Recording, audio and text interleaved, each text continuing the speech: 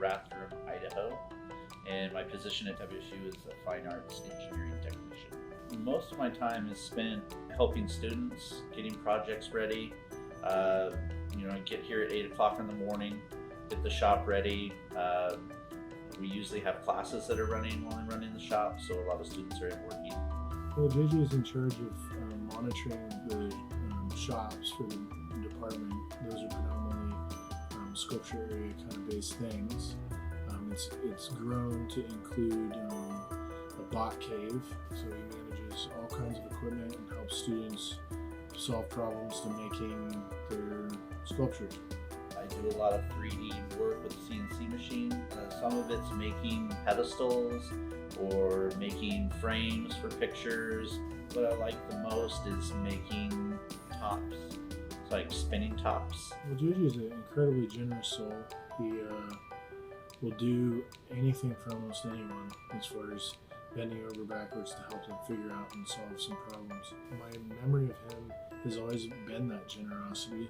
Like he'll make artwork or things and give it to people. He did a whole project with tops, and he would give them away to people if they would let them take a picture of it in his hand. I think turning on the lathe is probably my favorite kind of woodworking. So my favorite piece of artwork that I created is a bronze that was an installation piece installed in a sidewalk. Yeah, JJ was doing these projects in grad school that were pretty interesting, where he'd go and he'd find places where the sidewalk was broken, and he'd fly to that place, Denver, outside the Denver Art Museum. And then I took a mold of those broken spaces, I filled it with clay, and then I brought that piece of clay back, and then I made took molds off of it, and then created a bronze positive that then I went and put back and glued into the curve. And then he'd sit back and watch if people noticed, and it's pretty interesting way to kind of approach public art and think about creating that nuanced moment for somebody to discover. He's a clever fellow. There's a few around the building. If you look, you can find them. I think there's one downstairs by the elevator. I think the biggest struggle is probably maintaining safety in the shop. The wood shop especially is kind of a dangerous place. I try my hardest to make sure that no one gets hurt. I worked a lot of jobs that I hated, in my life. Just working as a janitor. Well, I didn't really hate the janitor, but I didn't like it. As a security guard, I did all these things, and I decided at one point that I wanted to go back to school. I have this philosophy that, sure, it's great to have a job and make money, but I'd rather have a job and at least enjoy what I'm doing. When I go to work, I don't ever feel like I don't want to go to work. And, well, maybe sometimes. Fridays are hard. It was about doing something that I like to do, and making art is something that I really love to do. So it made sense to pursue a career where I was working as an artist or working with other people that were making art. I got my bachelor's degree, Bachelor's of Fine Arts at University of Idaho, and I was looking for a grad school to go to. I took a year off, and I applied to a few different schools and was accepted to 2. One of those schools was WSU. And after sitting and going through all the pros and cons of both schools, WSU just made sense. And I was already in the area. I was already living in Moscow. So that's really what kind of drew me here. My bronze work I learned from Squeak Meisel. So he was my mentor when I was in graduate school. The woodworking kind of just over the years, a lot of it out of necessity. Yeah, JJ's a fantastic artist. He's really thoughtful about what he's doing. Currently, he's working a lot with kind of forgotten objects, or objects that are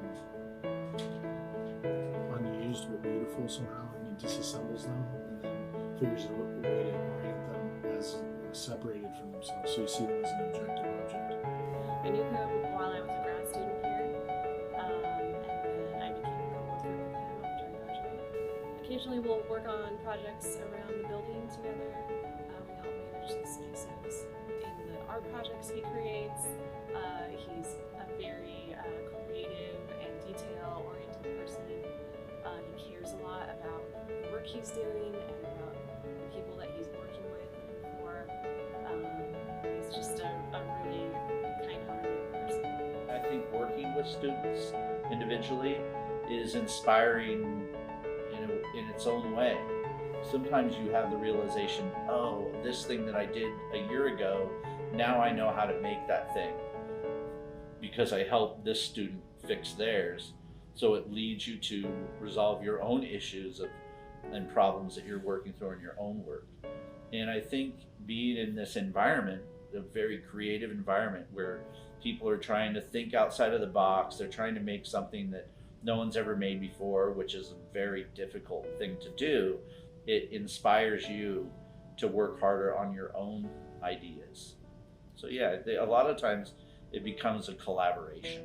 By teaching, you learn, and by learning, you're also teaching, I think, or at least making as an art student. So when I was in graduate school, we were talking about space, and a lot of my work deals with space, like the space that an object inhabits, or references negative space. And I had this epiphany when I was in grad school, and someone had said, what about the negative space of the chair? That I was going to take a wooden chair, I screwed boards onto the legs, and then turned it upside down. It became like a little vessel, and then I poured plaster inside of the chair, and then I broke the chair off of it, and I had this mold underside of a chair. I thought it was a genius. I thought, this is what I'm going to do for the rest of my life, is make molds of the negative space of a chair. And so when you're in graduate school, every faculty member in the department comes through and looks at your work and gives a critique on your work. And so I had this thing sitting in the middle.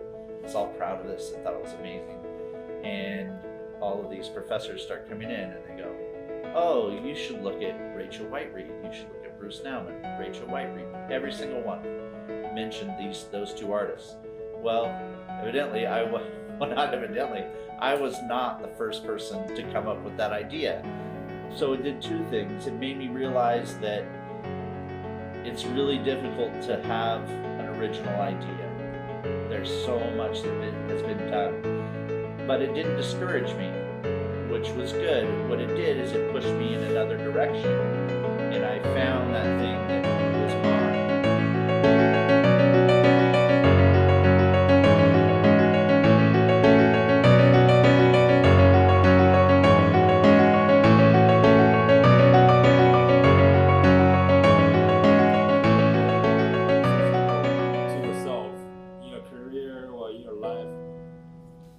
Oh boy, my future goals.